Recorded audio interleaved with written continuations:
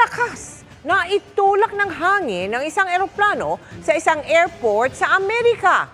May sumabog ding gusali roon habang sa Iceland, bulkan ang pumutok. Ang mga balita abroad sa pagtutok ni Salima Refran. Sa bahagi ng Youngstown, Ohio sa Amerika, nayanig ang paligid dahil sa pagsabog sa isang gusali. Tumilapon ng ilang gamit at nabalot na makapal na usok ang kalsada.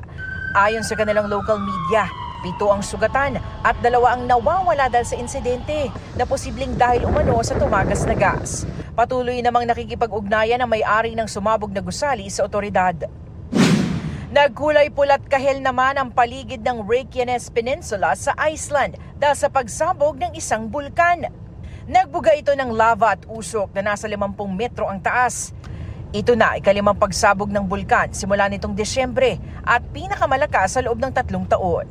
Naka-high alert na ang civil defense sa lugar at pinag-utos na rin ang pagpapaligas sa mga residente. Mistulang laro ang inuusog ng hangin ang nakaparadang eroplano sa isang paliparan sa Texas. Resulta yan ng malakas na hangin sa gitna ng mga pag-ulan.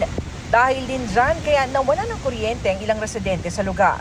Ayon sa airline ng eroplano, wala itong sakay at wala ring naitalang injury.